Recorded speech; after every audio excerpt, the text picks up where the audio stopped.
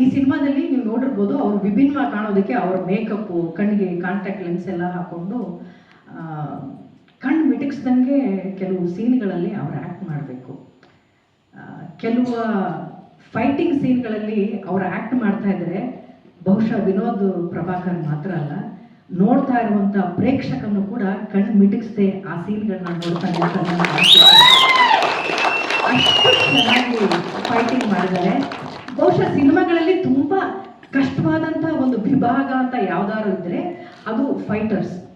ಆ ಸಾಂಗ್ಗಳಲ್ಲಿ ತುಂಬ ಏನು ಅಷ್ಟು ಕಷ್ಟ ಇರಲ್ಲ, ಬಿಸಿಲಿರ್ಬೋದು, ಕಷ್ಟವಾದಂಥ ಸ್ಟೆಪ್ ಇರ್ಬೋದು ಅಂತ ಬಿಟ್ಟರೆ ಟೆಕ್ನಿಷಿಯನ್ಸ್ಗಳಿಗೂ ಅಷ್ಟು ಕಷ್ಟ ಆಗಲ್ಲ. ತುಂಬ ಕಷ್ಟ ಇರೋದು ಫೈಟರ್ಸ್ಗಳಿಗೆ ಮಾತ್ರ. ಈ ಫೈಟರ್ಸ್ಗಳನ್ನ ತುಂಬ ಪ್ರಜ್ಞೆಯಿಂದ ನಿಭಾಯಿಸೋದು ಬಹಳ ಕಷ್ಟ. ನಾನು ಅದನ್ನು ತುಂಬ ಹತ್ತಿರದಿಂದ ನೋಡಿದ್ದು. ಆ ಫೈಟರ್ಸ್ಗಳ ಮೇಲೂ ಕೂಡ ಒಂದು ಕಾಳಜಿ ಇದ್ದು ಅವರನ್ನ ಹೇಗೆ ನಡೆಸ್ಕೊಳ್ಬೇಕು, ಅವ್ರಿಗೆಲ್ಲೂ ಕೂಡ ನೋವಾಗದೆ ಇರೋ ಹಾಗೆ. ಆದರೆ ಅವ್ರ ತಲೆನ ಕೊಚ್ತಾ ಇರಬೇಕು, ಆದರೂ ಅವ್ರನ್ನ ಮುಟ್ಟಬಾರ್ದು. ಈ ಥರದ ಒಂದು ಟಾಸ್ಕ್ಗಳನ್ನು ಮಾಡೋದು ತುಂಬಾ ಕಷ್ಟ ಇದೆ. ಒಂದೇ ಶಾರ್ಟಲ್ಲಿ 10 ಜನ ಹೊಡಿಬೇಕು.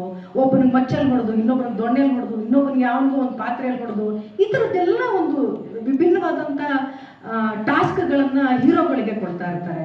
ಅದನ್ನು ಒಬ್ಬ ಫೈಟರ್ಗೂ ಕೂಡ ಯಾವುದೇ ರೀತಿ ನೋವಾಗದೇ ಇದ್ದ ಹಾಗೆ ಆಕ್ಟ್ ಮಾಡದಂಥ 3 ಕಲಾವಿದರನ್ನ ನಾನು ನೋಡಿದ್ದು. ಒಬ್ಬರು ಮೊದಲಿಗರು, ಅದು ಟೈಗರ್ ಪ್ರಭಾಕರ್ ಅವರು.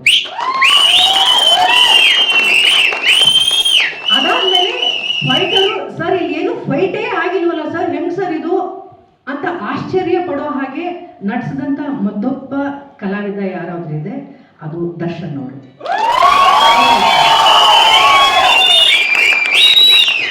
ನಾನು ಈ ಸಿನಿಮಾದಲ್ಲಿ ಫೈಟರ್ಸ್ಗಳನ್ನ ನೋಡ್ತಾ ಇದ್ರೆ ನಿಜವಾಗ್ಲೂ ಅವ್ರು ಫೈಟ್ ಮಾಡಿದ್ರೆ ನೆಲದ ಮೇಲಿರೋ ಧೂಳೆಲ್ಲ ಎದ್ದು ಬರ್ತಾ ಇತ್ತು. ನಾನು ಅನ್ಕೊಂಡೆ ಅವ್ನಿಬ್ಬರಿಗಾರು ಬಿದ್ದಿರುತ್ತೆ ಏಟು ಅಂತ ಅನ್ಕೊಂಡ್ರೆ, ಫೈಟರ್ ಎದ್ದು ನಿಂತ್ಕೊಂಡು ಸರ್ ಥ್ಯಾಂಕ್ ಯು ಸರ್ ಅನ್ಕೊಂಡು ನಡ್ಕೊಂಡು ಹೋಗ್ತಾ ಇದ್ದಾರೆ. ಅಂದ್ರೆ ಅವ್ರಿಗಿರೋಂಥ ಟೈಮಿಂಗ್ ರೀ, ಅದು ಅವ್ರ ಅಪ್ಪನಿಂದ ಬಂದಿರೋ ಎಷ್ಟು ಖುಷಿ ಆಯ್ತು ಗೊತ್ತಾ. ಈ ಥರದ್ದೆಲ್ಲ ವಿಶೇಷವಾದಂಥ ಗುಣ ಇದೆ, ತುಂಬ ವಿಶೇಷವಾದಂಥ ಕಾಳಜಿ ಇದೆ, ಆಸಕ್ತಿ ಇದೆ.